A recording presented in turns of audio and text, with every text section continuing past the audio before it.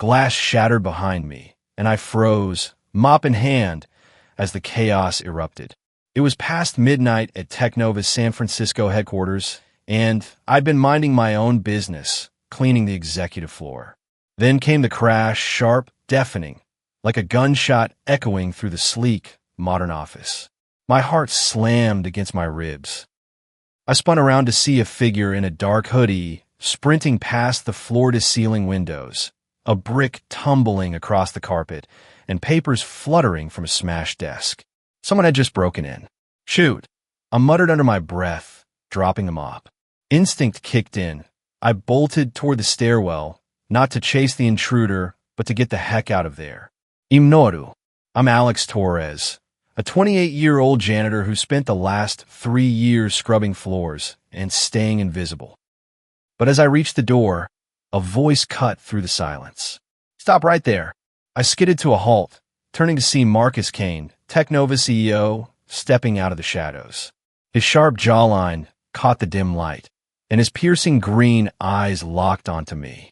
He was in a tailored suit, tie loosened, like he'd been working late. My stomach flipped, not just from the break-in, but because Marcus was the kind of man who could make anyone's pulse race. And yeah, I'd noticed him before. Hard not to, especially since he's one of the few openly gay CEOs in tech. A legend. A dream. Totally out of my league. What's going on? He demanded, striding toward me. There, someone threw a brick through the window. I stammered, pointing at the wreckage. They ran off. Marcus's gaze darted to the mess, then back to me. You didn't see who? No, I was just cleaning. I stopped, realizing how shaky I sounded. Great.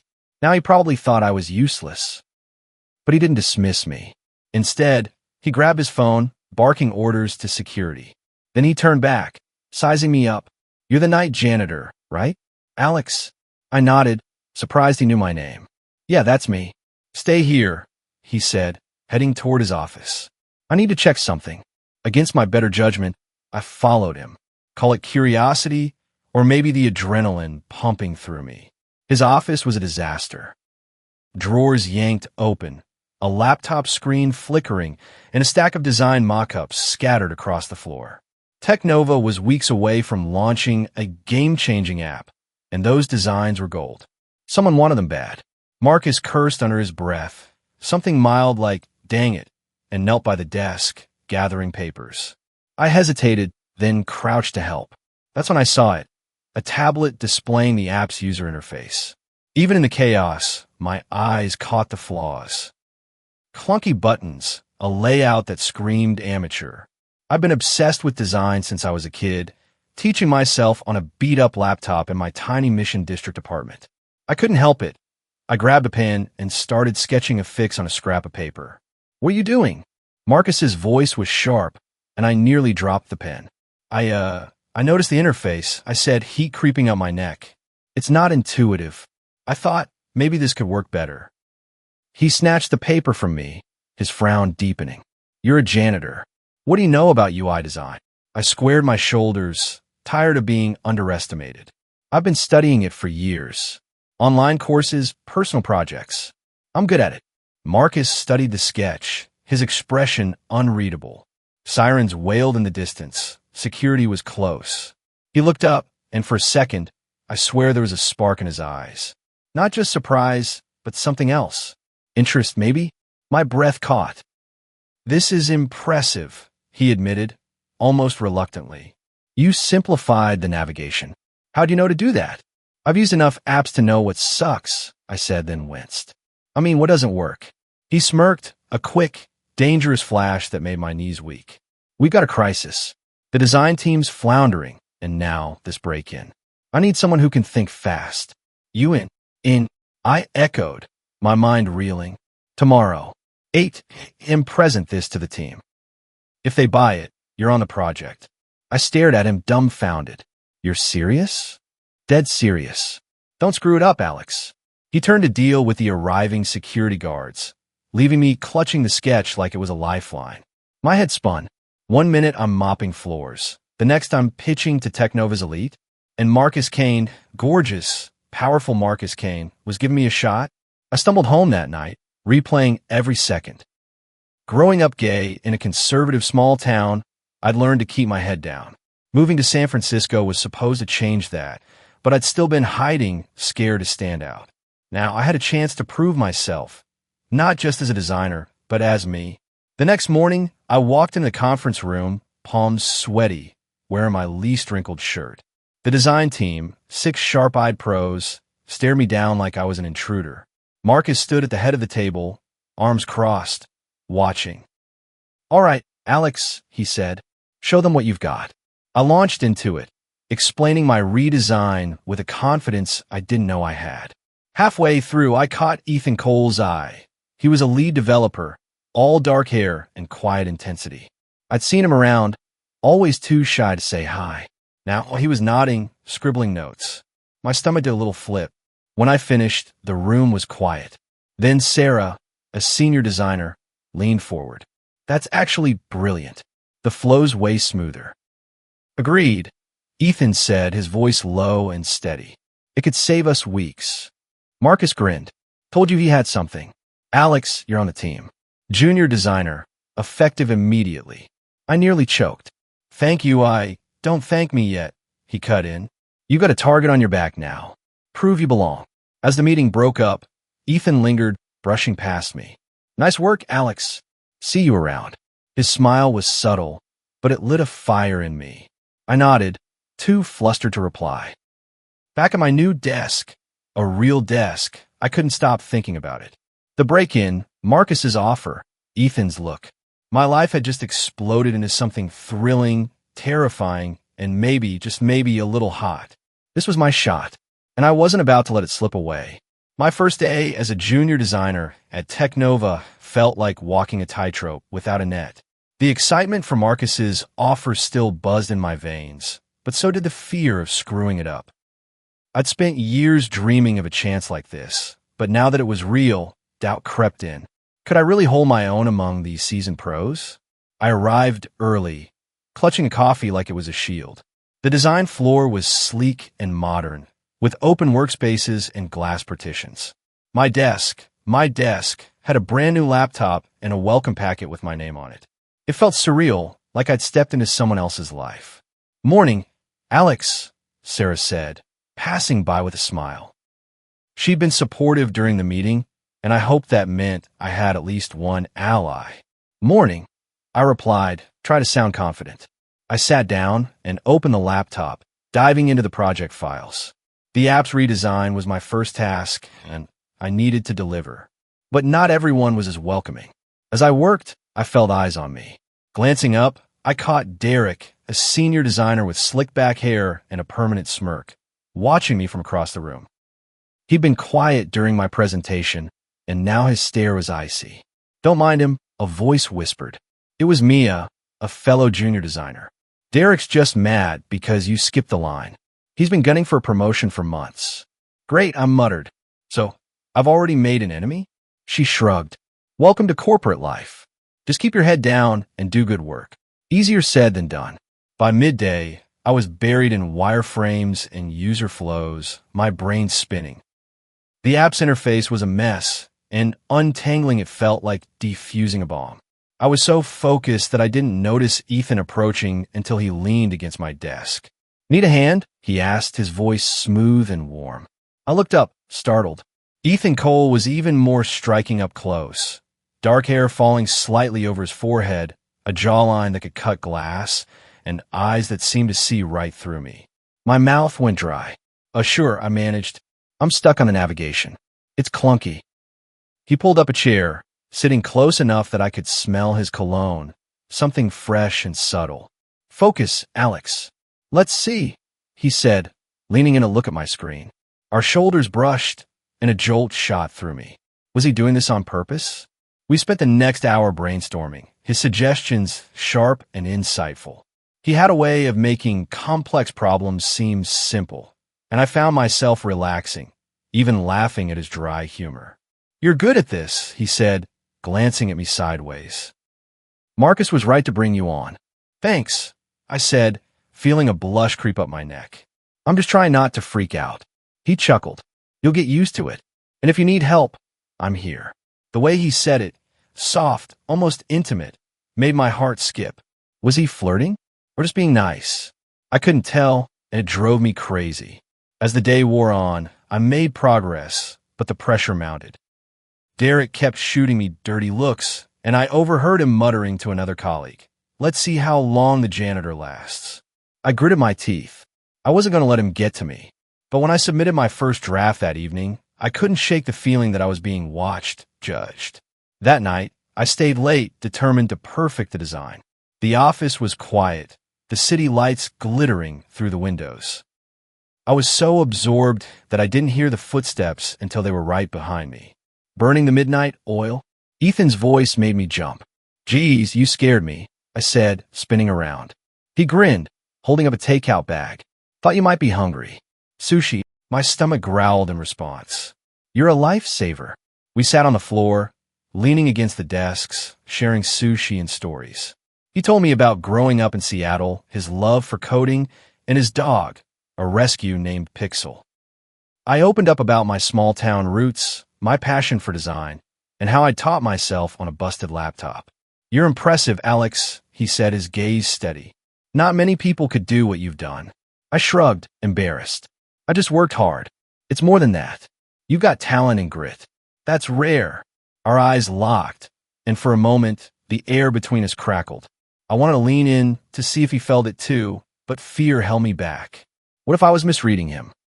Then, as if on cue, my phone buzzed, breaking the spell. It was a text from an unknown number. "Watch your back. Not everyone's happy you're here." I frowned, showing it to Ethan. "What the hell?" His expression darkened. Probably Derek being a jerk. Ignore it. But I couldn't shake the unease. First the break-in, now this. Was someone really out to get me? The next morning, I arrived to find my desk in disarray. Papers scattered, my sketchbook missing. Panic surged through me. That sketchbook had all my ideas, my lifeline. I searched frantically, but it was gone. Then I noticed a note taped to my monitor. "Stick to cleaning." Rage bubbled up. This wasn't just a prank, it was sabotage. I stormed to Marcus's office, note in hand. He looked up, concern etching his face. "Alex, what's wrong?" "Someone's messing with me," I said, handing him the note. "My sketchbook's gone, and I got this threat last night." Marcus's jaw tightened. "This is unacceptable. I'll have security look into it." But I could see the worry in his eyes. The break-in, the stolen designs, now this. Something was off. That afternoon, while digging through old project files for inspiration, I stumbled upon something strange. A folder labeled Prototype X, password protected. Curiosity piqued. I tried a few guesses, and to my shock, Teknova 2023 worked. Inside were designs for an app that looked eerily similar to ours, but with advanced features we hadn't even discussed. And the timestamp? 2 weeks before the break-in. My mind raced. Was this the real target of the break-in? Had someone inside the company leaked it? I needed to tell Marcus, but as I stood to leave, Derek walked by, eyeing me suspiciously. Could he be involved? Suddenly, Ethan appeared, his expression urgent. "Alex, we need to talk." He pulled me into a quiet corner. I overheard Derek on the phone. He was talking about getting rid of the problem. "I think he's planning something." My stomach dropped. "You think he's behind the threats?" "Possibly, but there's more. I found out he's been meeting with a competitor. I think he's trying to sabotage the project." This was bigger than I thought. "We have to tell Marcus." Ethan nodded. "But we need proof. Let's keep this between us for now." As we parted ways, I felt a mix of fear and excitement. I was in over my head, but with Ethan by my side, I felt like I could handle it. That night, as I left the office, I noticed a figure lurking in the shadows. My heart pounded. Was I being followed? I quickened my pace, but the figure matched my steps. Just as I reached the subway, a hand grabbed my arm. "Alex, wait." It was Ethan, breathless. "I didn't mean to scare you. I wanted to make sure you got home safe." Relief flooded me, followed by something warmer. "Thanks," I said, smiling. "I appreciate it." We rode the subway together, the tension between us palpable. "Am I stop?" He hesitated. "Can I walk you to your door?" I nodded, my pulse racing.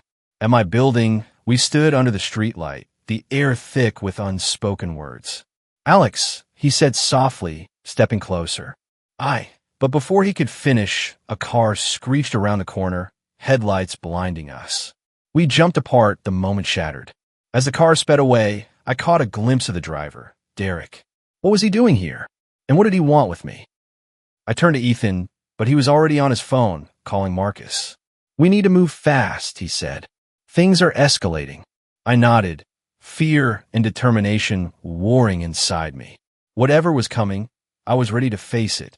But little did I know, the real storm was just beginning. The air in Technova's San Francisco headquarters felt heavier than usual, like the city's fog had seeped into the glass walls. It was a week after Derek's late-night appearance outside my apartment, and I couldn't shake the feeling that I was being watched. Every creak of the elevator, every glance from a coworker made my skin prickle. I was a junior designer now, but the threats, the note on my monitor, the missing sketchbook, the cryptic text, hung over me like a storm cloud. I threw myself into the app redesign to stay grounded. The project was high stakes, with Technova's reputation riding on its launch. My days were a blur of mock-ups, meetings, and late-night coffee runs. But the work wasn't the only thing keeping me up at night. Ethan Cole, gorgeous, brilliant Ethan, was becoming a distraction I couldn't ignore. It started with small moments. A brush of his hand when he passed me a pen. A lingering look during a brainstorming session. Last night, he'd stayed late with me again, and we'd ended up talking about everything but work. Our favorite dive bars in a mission. The thrill of a good sci-fi novel. The way San Francisco's skyline felt like a promise. When he'd leaned in, his voice low, and said, "You're more than just talented, Alex," my heart had nearly stopped. I'd wanted to close the gap between us, to see if his lips were as soft as they looked, but I'd chickened out, muttering something about deadlines. Now, as I sat at my desk, tweaking a color palette, I couldn't focus. Ethan was across the room, typing furiously, his sleeves rolled up to reveal toned forearms. I forced my eyes back to my screen. Get together, Alex. You're here to prove yourself, not to crush on a coworker. But the universe had other plans. At noon, Marcus called an emergency meeting. I filed into the conference room with the team, my stomach twisting. Marcus stood at the head, his expression grim. "We've got a problem," he said, tossing a folder onto the table. Someone leaked our beta designs to Nexus Tech, our biggest competitor. They're rushing a similar app to market. Gasps rippled through the room. Sarah paled. Derek crossed his arms, his face unreadable. I glanced at Ethan, who met my eyes with a flicker of worry. "How did this happen?" Mia asked, her voice sharp. Marcus's jaw tightened. "That's what I'm trying to figure out. Security's investigating, but we need to lock down the project. No external devices, no personal emails. And Alex." He turned to me, and every head swiveled in my direction. "Your redesign is our best shot at staying ahead.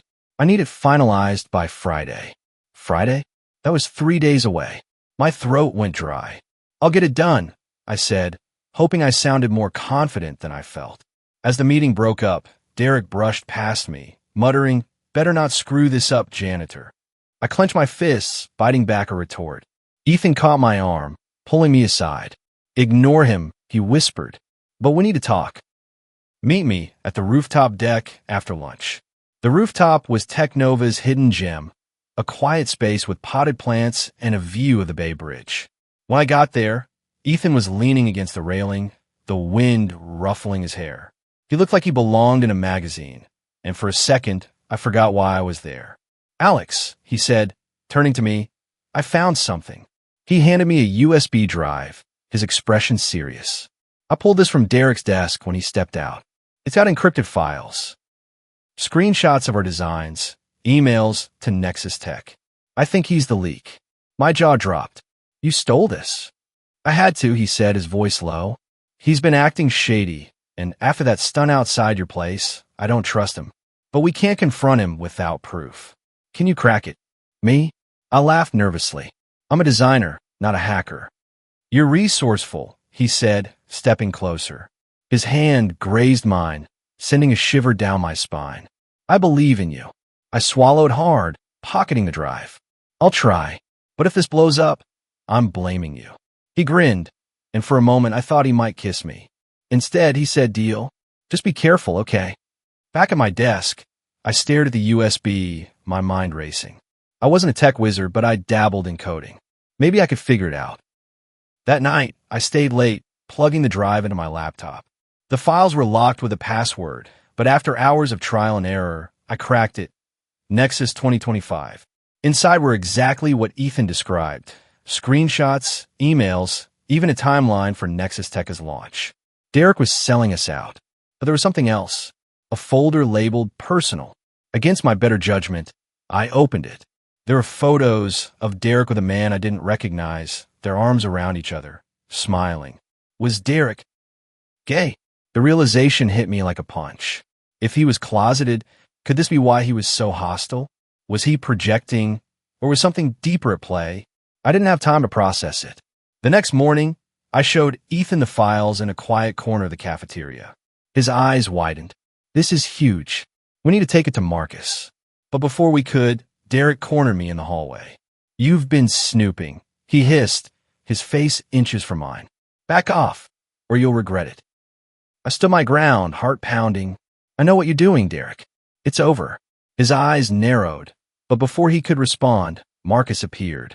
Everything okay here? Derek stepped back, forcing a smile. Just chatting. Marcus didn't buy it. Alex, my office. Now, in his office, I spilled everything. The USB, the files, Derek's threats. Ethan backed me up, handing over the drive. Marcus listened, his face like stone. This is serious, he said finally. I'll handle Derek. But there's something you need to know. The break-in wasn't random. It was an inside job, and Derek's not the only one involved. My blood ran cold. Who else? I don't know yet, Marcus admitted. But someone high up is pulling strings. Keep your eyes open, both of you. As we left, Ethan grabbed my hand, squeezing it briefly. We're in this together, he said. I nodded, but fear gnawed at me. That night, I went to a queer open mic in the Castro, needing an escape. The bar was packed, the energy electric. I performed a short poem about finding my voice, and the crowd cheered. Afterward, Ethan showed up, surprising me. You were amazing, he said, his smile warm. We grabbed drinks, and as we talked, the tension between us grew. When he leaned in, his lips brushing my ear to be heard over the music, I felt like I was floating. But then I saw him, a man in the crowd, watching us. The same man from Derek's photos. My heart sank. Was he following me? Or Ethan? I pulled Ethan outside, explaining what I'd seen. His face hardened. This is getting out of hand. We need to end this. Ow! I asked, my voice shaking. I have an idea, he said. But it's risky. You in? I looked into his eyes, seeing not just determination, but something deeper. Trust. Maybe even more. I'm in, I said. As we walked back into the night, hand in hand, I knew there was no turning back. The game had changed, and I was playing for keeps. The neon lights of the Castro flickered outside the bar where Ethan and I had ducked after spotting Derek's accomplice. My pulse hadn't stopped racing since we'd left the open mic, and now, sitting across from Ethan in a cramped booth, I felt like I was teetering on the edge of something massive. His plan, our plan, was risky, but the alternative was letting Derek and whoever he was working with destroy everything I'd fought for. All right, Ethan said, leaning forward, his voice low over the hum of the jukebox. We need to catch Derek in the act. If we can get evidence of him passing files to Nexus Tech, we can take it to Marcus and end this. I nodded, sipping my soda to calm my nerves. But how? He's not exactly going to hand us a confession. Ethan's eyes glinted with mischief. We set a trap. How about access to the server logs? We planned a dummy file, something juicy like fake app specs, and track who accesses it. If Derek takes the bait, we'll have proof. It was bold, maybe even reckless, but I trusted Ethan. More than that, I wanted to trust him. The way he looked at me, like I was more than just the ex-janitor turned designer, made me feel invincible. Let's do it, I said, my voice steadier than I felt. He reached across the table, his fingers brushing mine. You're braver than you think, Alex. My breath caught. The air between us crackled, and for a second, I thought he might lean in. But then his phone buzzed, shattering the moment. He glanced at it, frowning. It's Mia. She says she's got something on Derek. Mia? The junior designer who'd warned me about Derek's jealousy? What kind of something? I asked. She didn't say. Wants to meet tomorrow morning at the ferry building. 7 a.m. I didn't like it. Mia had been friendly, but this felt too convenient. You sure we can trust her? Ethan hesitated. She's been solid so far, but we'll be careful. We left the bar, stepping into the cool night air. Ethan walked me to the subway, his shoulder brushing mine. At my stop, he paused, his eyes searching my face. Alex, whatever happens, I've got your back. I smiled, warmth spreading through me. Same. But as I rode home alone, doubt crept in. Mia's sudden involvement, the man from Derek's photos, Marcus's warning about a higher-up, it was all too much. I needed answers, and I needed them fast. The next morning, the ferry building was bustling with commuters and tourists. Ethan and I found Mia near a coffee stall, her eyes darting nervously. She was clutching a tablet, her knuckles white. Glad you're here, she said, her voice low. I found something in the project archives. Look, she showed us a log file, emails between Derek and an anonymous account, discussing acquiring Technova's designs. But there was more, a reference to the boss approving the deal. My stomach churned. Marcus was right. Someone big was involved. This is huge, Ethan said, scrolling through the file. How'd you get this? Mia bit her lip. I might have hacked Derek's login. Don't ask. I raised an eyebrow. Mia, that's illegal? Yeah, I know, she cut in. But I'm sick of Derek acting like he owns the place. He's been sabotaging everyone, not just you. I wanted to believe her, but something felt off. Why risk so much to help us? Before I could press her, Ethan's phone pinged. His face paled as he read the message. It's from Sarah, he said. Derek's in Marcus's office. Right now. We bolted for the office, leaving Mia behind. When we arrived, the executive floor was tense. Through the glass walls of Marcus's office, I saw Derek, his arms crossed, talking animatedly. Marcus looked furious. We hovered outside, catching snippets of the conversation. You've got no proof, Derek was saying. This is a witch hunt. Marcus held up a USB drive. Our USB drive. Then explain this. Screenshots, emails, all traced to you.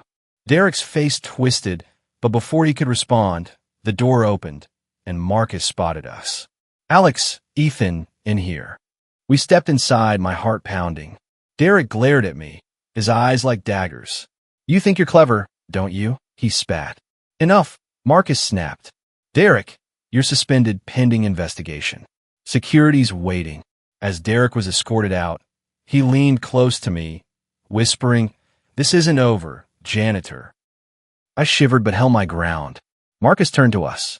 You two did good, but this is bigger than Derek. Those emails mentioned a silent partner in the C-suite. I need you to keep digging, discreetly. Ethan nodded. We're on it. Back at my desk, I was reeling. À ce suis traiteur? This was way above my pay grade. But before I could spiral, Ethan pulled me into the break room. There's something else, he said, his voice low. I ran a trace on the anonymous email account. It's linked to Sarah. Sarah? I gasped. The senior designer who'd praised my work? No way. She's been supportive. Exactly, Ethan said. Too supportive. I think she's playing both sides, feeding us just enough to keep us distracted. My mind raced. Sarah had been at every meeting, always asking questions about my redesign. Had she been setting me up? The betrayal stung, but it also lit a fire in me. I wasn't going to let her, or anyone, take me down. That night, I went to Ethan's apartment to plan our next move. His place was cozy, with string lights and a view of the city. We spread out notes and laptops, but the tension between us was undeniable. As we worked, our hands brushed, and this time, neither of us pulled away. Alex, he said softly, his eyes locked on mine. I know this is crazy, but I can't stop thinking about you. My heart leapt. Me neither, I admitted. He leaned in, and when our lips met, it was like the world fell away. The kiss was warm, electric, everything I'd been too scared to hope for. But as we pulled apart, reality crashed back.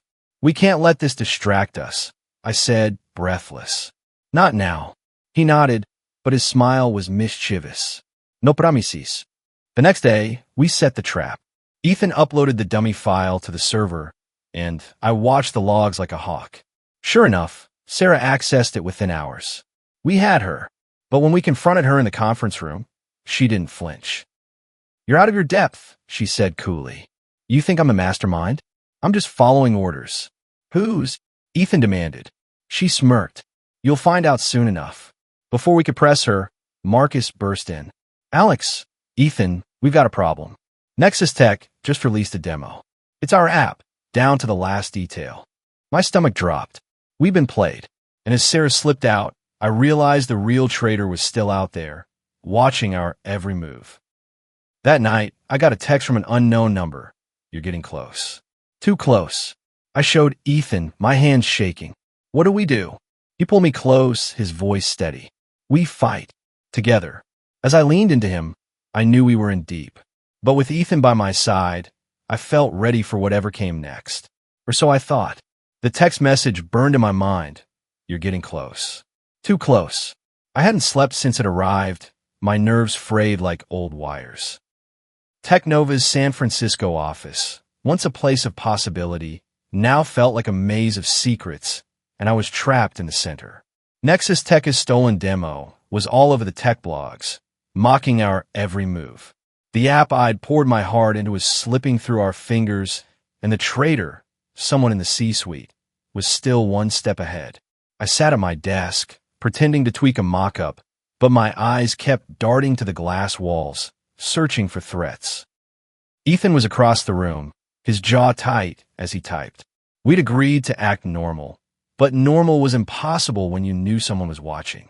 "Alex, you okay?" Mia's voice snapped me out of my spiral. She stood by my desk, her usual confidence replaced with worry. "Yeah, just stressed," I lied, forcing a smile. Mia had come through with the email logs, but her sudden involvement still made me cautious. Was she really on our side, or was she playing a deeper game? She leaned closer, her voice barely a whisper. "Meet me at the archive room, basement level, in 10. I found something big." Before I could ask what, she walked away, leaving me with a sinking feeling. I glanced at Ethan, who gave a subtle nod. We'd go together. The archive room was a concrete bunker buried beneath Technova's sleek headquarters, filled with dusty servers and boxes of old project files. It smelled like mildew and forgotten dreams. Mia was waiting, a flashlight in hand, illuminating a stack of folders. "What's this?" I asked, keeping my distance. "Financial records," she said, her voice urgent. I cross-referenced the email logs you showed me. There's a money trail, payments from Nexus Tech to an offshore account linked to someone here. Ethan's eyes narrowed. "Ooh." Mia hesitated, then handed us a printout. "Victor Lung, CFO." My heart stopped.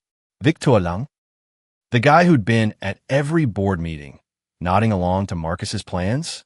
He was Technova's financial backbone, a silver-haired titan who radiated authority. If he was the traitor, we were in way over our heads. "This can't be right," I said, scanning the numbers. "Why would Victor risk everything?" "Power," Mia said flatly. "Nexus Tech has been losing ground. If they beat us to market, their stock skyrockets. Victor's got options tied to their success." Ethan cursed under his breath. Something tame like shoot, and grabbed the printout. "We need to take this to Marcus. Now." But as we turned to leave, the door slammed shut. The lock clicked, and the lights flickered out, plunging us into darkness. My pulse skyrocketed. "Alex." Ethan's voice was steady, but I heard the edge. "I'm here," I said, fumbling for my phone. The screen lit up, casting eerie shadows. Mia was frozen, her flashlight trembling. "Who's there?" she called, her voice cracking. Footsteps echoed, slow and deliberate. Then a voice, low, distorted, like it was filtered through a device. "You shouldn't have come here." Panic clawed at me, but I grabbed Ethan's hand, grounding myself. "We know about Victor," I shouted, hoping to bluff. "It's over." The voice laughed, cold and sharp. "You think Victor's the endgame? You're so naive." A shadow moved in the corner, and before I could react, something heavy crashed into a shelf. Boxes tumbled, and Mia screamed. Ethan yanked me back, shielding me as papers rained down. "Run," he yelled. We bolted for the door, Ethan slamming his shoulder against it. It wouldn't budge. The footsteps grew closer, and I felt a chill, like death itself was breathing down my neck. Then, a miracle, the door burst open and light flooded in. Derek stood there, of all people, his face a mix of fear and fury. "Move," he barked. I didn't question it. We scrambled out, Mia on our heels, and sprinted down the hall. Derek led us to a service elevator, slamming the button. As the doors closed, I caught a glimpse of a figure in a black jacket, vanishing into the shadows. "What the hell, Derek?" Ethan snapped as the elevator lurched upward. "Why are you helping us?" Derek's eyes were wild. "Because I'm not the bad guy here. Victor set me up. I was just a pawn." I stared, my mind reeling. "You leaked the designs." "I didn't have a choice," he said, his voice breaking. "Victor threatened to out me. He knew about my boyfriend." The pieces clicked. The photos on Derek's USB, his hostility. It wasn't just jealousy. He was scared, trapped. I felt a pang of sympathy, but I wasn't ready to trust him. The elevator dinged, and we spilled out onto the design floor. Marcus was waiting, his expression grim. "What's going on?" We told him everything. The money trail, Victor, the archive room ambush. Derek stayed silent, head bowed. Marcus listened, then turned to him. "Is this true?" he asked. Derek nodded. "I'll testify. Whatever you need. Just stop Victor." Marcus's face hardened. "He's in a board meeting right now. Let's go." We stormed the executive suite, my heart pounding. Victor was mid-sentence, presenting slides to the board, when Marcus burst in. "Victor Lang, you're done." The room froze. Victor's smile didn't waver. "Jonathan, what's this about?" "We have proof," Marcus said, holding up the printout. "You've been selling us out to Nexus Tech." Victor laughed, smooth and unshakable. "You're grasping at straws. That's fabricated." But Derek stepped forward. "It's not. I was your middleman. I have records." Victor's mask slipped, just for a second. Then he stood, adjusting his tie. "This is a misunderstanding. I'll clear it up with legal." He moved for the door, but security blocked him. As they escorted him out, he shot me a look that chilled my blood. "You'll regret this, Torres." The boardroom erupted in chaos, but I felt oddly calm. We'd won, hadn't we? Victor was exposed, Derek was cooperating. But Ethan's hand on my shoulder told me he wasn't so sure. That night, Ethan and I went to his place to decompress. We sat on his couch, a bottle of wine between us, the city lights glittering outside. The kiss we'd shared last week lingered in my mind, and now, with the adrenaline fading, I couldn't ignore it. "Ethan," I said, my voice soft. "What are we doing?" He set down his glass, his eyes intense. "I don't know, Alex, but I know I want you in my life." My heart soared. I leaned in, and this time there was no hesitation. His lips were warm, urgent, and for a moment, the world was just us. When we pulled apart, I was breathless, giddy, but the moment shattered when my phone buzzed. A new text from an unknown number. Victor was just the beginning. "Check the news." I opened my phone, and my blood ran cold. A breaking headline. Technova whistleblower claims CEO Marcus Kane involved in corporate espionage. Ethan grabbed his laptop, pulling up the article. An anonymous source, someone inside Technova, had leaked emails suggesting Marcus had known about the Nexus Tech deal all along. My stomach churned. "Marcus, our champion, a traitor?" "It's a lie," I said, but doubt crept in. Had we trusted the wrong person? Ethan's face was grim. "We need to find out who sent this. And fast." As we dove into the server logs, one thing was clear. The game wasn't over.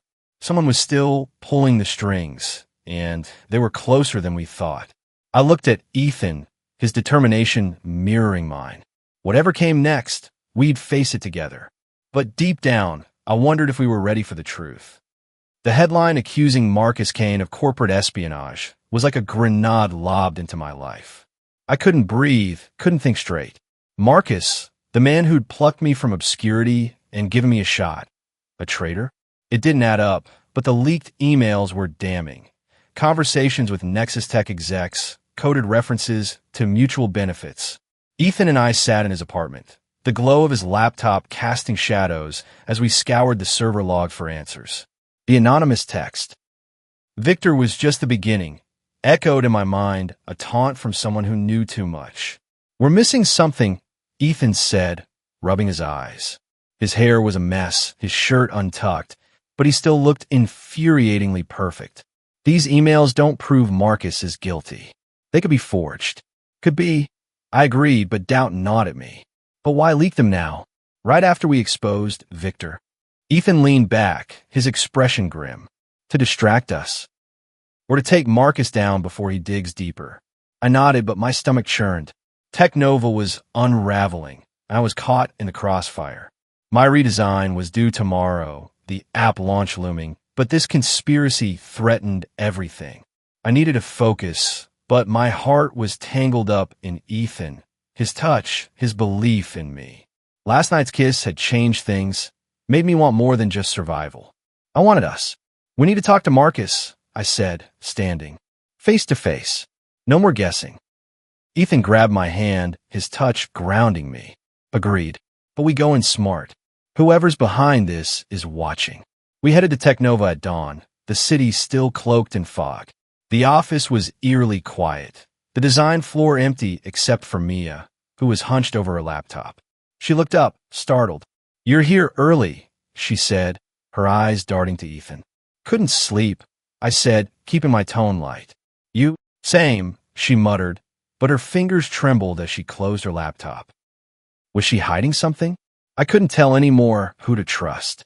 Marcus was in his office, pacing like a caged lion. His tie was gone, his sleeves rolled up, and the strain on his face aged him 10 years. Alex, Ethan, he said, spotting us. You've seen the news. Yeah, I said, crossing my arms. Is it true? He stopped pacing, his eyes locking onto mine. No, those emails are fake. Someone's framing me. Who? Ethan asked, his voice sharp. Marcus sighed, sinking into his chair. I don't know, but it's someone close. They've got access to my private server. I exchanged a glance with Ethan. We'll help you prove it, I said. But you need to be straight with us. No secrets. Marcus nodded, but his hesitation made my skin prickle. Deal. Start with the server logs. I'll give you full access. Back on the design floor, Ethan and I dove into the logs, tracing the leaked emails. It was tedious, like searching for a needle in a digital haystack, but Ethan's focus kept me grounded. His knee brushed mine under the desk, and despite the chaos, I felt a spark. Got something, he said suddenly, pointing at the screen. The emails were sent from an internal IP address. Someone in this building. My heart raced. Can we narrow it down? Working on it, he said, typing furiously. Then he froze. Alex, it's coming for the executive floor. We stared at each other, the implications sinking in. Someone in the C-suite, maybe even someone we'd trusted. But before we could dig deeper, my phone rang. The caller ID said unknown, and my gut twisted. I answered, putting on speaker.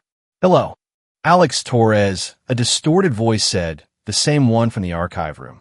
You're digging in dangerous places. Back off, or your past comes out. My blood ran cold. What do you mean? You know what I mean. Small town boy. Big secrets. The line went dead. Ethan grabbed my arm. Alex, what was that about? I couldn't meet his eyes. My past, growing up gay in a conservative town, the bullying, the night I ran away, was a wound I'd buried. How did they know? And what else did they have on me? Alex, Ethan said softly, his hand on my cheek. Talk to me. I took a shaky breath. When I was 17, I got outed. My family, I didn't take it well. I left home, changed my name, started over. I thought that part of my life was gone. He pulled me into a hug, his warmth steadying me. They can't use that against you. You're not alone anymore. But the fear lingered. Whoever was behind this wasn't just after Technova. They were after me, personally. And I didn't know why. That afternoon, we traced the IP to a specific terminal, Sarah's office. My heart sank. Sarah, who'd praised my designs, who'd seemed like an ally. We'd suspected her before, but this confirmed it. We confronted her in her office. The door closed. She looked up, unfazed. You two are persistent, she said, leaning back in her chair. Cut the crap, Ethan snapped. We know you sent the emails framing Marcus. Sarah smirked. You're half right. I sent them, but I'm not the one calling the shots. Then who is? I demanded. She stood, her eyes cold. You'll find out when it's too late.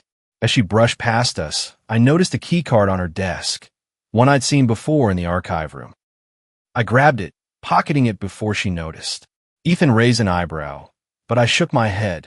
Later, that night, we used the key card to access a restricted server room. Inside, we found a hidden drive with files labeled Operation Eclipse. They detailed a plan to tank Technova's stock, leak the app, and install a new CEO, someone named R. Callahan. Who's Callahan?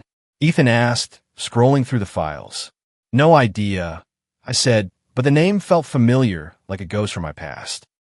Then it hit me. Ryan Callahan, my high school tormentor, the one who'd outed me, who'd made my life hell. Could it be him?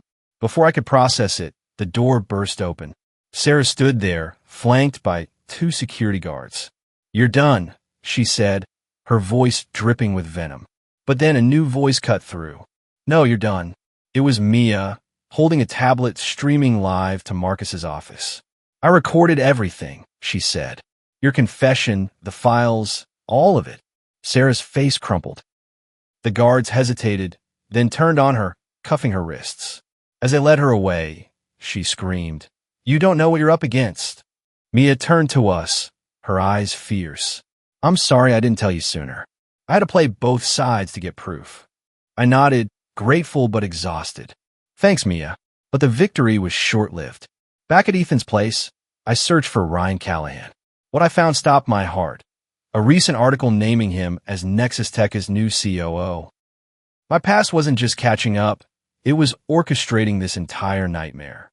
Ethan, I said, my voice trembling. It's him, the guy who ruined my life. He's behind it all. Ethan's face hardened. Then we take him down. But as we planned our next move, my phone buzzed with a new message. A photo of me and Ethan kissing, taken tonight. The caption read, How much is your future worth? I dropped the phone, my world spinning. Ryan wasn't just after Technova. He was after me. My career, my heart, my everything. And he just raised the stakes to a level I wasn't sure I could survive. The photo of Ethan and me kissing, sent from an unknown number, stared back at me like a guillotine. My past had clawed its way into my present, and Ryan Callahan, my high school tormentor, now a Nexus Tech COO, was holding the blade. I stood in Ethan's apartment, my hands shaking as the caption burned in my mind. How much is your future worth? It wasn't just a threat to my career at Technova. It was a threat to everything I'd built. My confidence, my love, my right to exist as me. Ethan grabbed my phone, his face pale but resolute. He's trying to scare you, Alex. We're not backing down. I wanted to believe him, but fear choked me. Ryan knew my deepest wounds, being outed, rejected, forced to run. Now he was using them to tear me apart again. What if he leaks this? I whispered. I'm not ashamed of us, but the team, the board, they'll use it against me. Ethan pulled me close, his arms a fortress. Let them try. You're not alone this time. His words steadied me, but the clock was ticking. Technova's app launch was days away, and Ryan's plan, Operation Eclipse, was in full swing. He'd framed Marcus, used Victor and Sarah as pawns, and manipulated Derek. If we didn't stop him, Technova would collapse, and my dream would go with it. We need to end this, I said, pulling back. Tonight. Ethan nodded. Let's hit him where it hurts. Nexus Tech is servers. If we can expose his plan, he's done. It was our boldest move yet, and it meant breaking every rule. But I was done playing defense. I'd spent too long hiding from my past, from my heart. Not anymore. We enlisted Mia, who'd proven herself in the archive room sting. She had a contact, a hacker friend, who could get us into Nexus Tech's network. We met at a dimly lit coffee shop in Soma, the air thick with espresso and tension. The hacker, a lanky guy named Leo, slid us a USB drive. This'll get you in, he said, but you've got one shot. Their security's tight. Back at Technova, we worked in the server room, the hum of machines masking our whispers. Ethan plugged in the drive, his fingers flying across the keyboard. I watched the screen, my heart pounding as files loaded, emails, financials, a full blueprint of Operation Eclipse. Ryan had orchestrated everything, funneling money to Victor, planting fake emails to frame Marcus, and planning to leak our app to tank Technova stock. "We've got him," Ethan said, copying the files. But then an alert flashed. Intrusion detected. "Shoot," I muttered, panic rising. "They know we're here." "Almost done," Ethan said, his voice calm. 10 seconds. The door burst open, and I spun around, expecting security.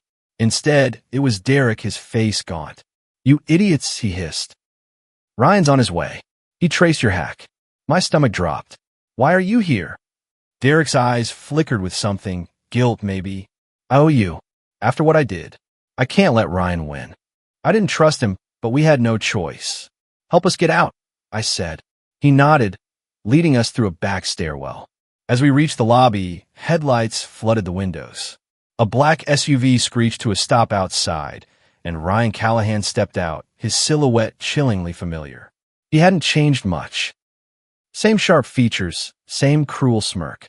"Run," Derek shouted, pushing us toward the side exit.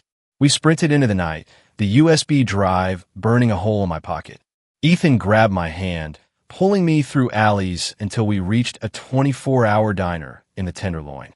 We slid into a booth, breathless, as Derek caught up. "He'll find us," I said, my voice shaking. "He always does." "Not this time," Ethan said, pulling out his phone. "I'm sending the files to Marcus and the board. It's over." But Derek shook his head. "It's not. Ryan's got a backup plan. He's crashing the launch event tomorrow, publicly accusing Marcus and leaking that photo of you two." My blood ran cold. The launch was Technova's make-or-break moment, with investors, media, and the entire tech world watching. If Ryan succeeded, we were done.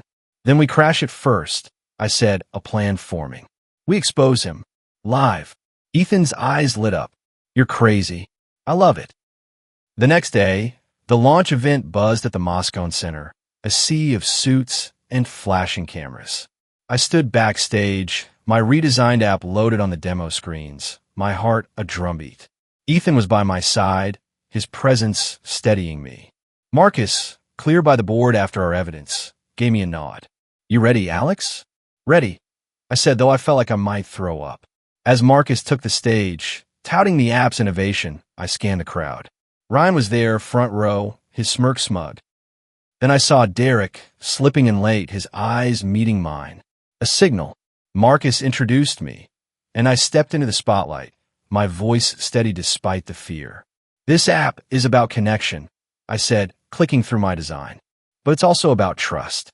And today, we're exposing someone who betrayed that trust." The screens shifted, displaying Ryan's files, emails, financials, the full scope of Operation Eclipse. Gasps rippled through the crowd. Ryan bolted up, shouting, "This is a lie." But Derek stepped forward, a mic in hand. "It's not. I was part of it, but I'm done hiding."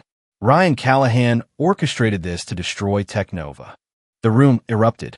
Security grabbed Ryan, his face twisting with rage. "You'll pay for this, Torres," he screamed as they dragged him out. I turned to the crowd, my voice firm. "I was a janitor here 2 months ago. I know what it's like to be invisible. But this company saw me, and I'm here to say, talent doesn't need a title. Trust us." The applause was deafening. Ethan squeezed my hand backstage, his smile brighter than the spotlight. Marcus took the stage, announcing a new initiative, Inspired Voices, to mentor overlooked talent inspired by me. My chest swelled with pride, but also relief. It was over. That night, Ethan and I celebrated at a rooftop bar overlooking the Bay Bridge. The city sparkled, and so did he, his eyes warm as he pulled me close. "You did it, Alex," he said, his lips brushing my forehead. "We did it," I corrected, leaning into him. The kiss that followed was slow, perfect, a promise of more to come. But as we danced under the stars, I thought about Ryan. His hatred wasn't just greed, it was personal. Derek had told me, after the event, that Ryan had never forgiven me for leaving, for thriving despite his cruelty. It wasn't redemption, but it was closure. I'd faced my past and won. Looking back, I see how far I've come. I started as a kid, running from a small town, scared to be seen. At Technova, I found my voice, not just as a designer, but as a game man unafraid to love, to fight, to exist. I learned that courage isn't the absence of fear, it's acting despite it. Ethan taught me that love can be a strength, not a weakness. Marcus showed me that one chance can change everything, but it's up to you to seize it. And even Derek, flawed as he was, reminded me that people can change, even if it's messy. The biggest lesson? Never underestimate yourself. I spent years thinking I didn't belong, that my past defined me. But every step, every late night, every risk proved I was enough. My story isn't just mine. It's for anyone who's ever felt invisible. You're not. Keep going. The right people will see you. If you were in my shoes, facing a past that threatens to derail your future, with stakes like a corporate conspiracy and a new love on the line, how would you handle it to achieve the best outcome? Would you confront your fears head-on, or find another way to protect what matters most? This concludes Alex's story. Please let me know if this final part meets your expectations, or if you'd like any adjustments. Thank you for entrusting me with this journey. I've loved crafting it for you.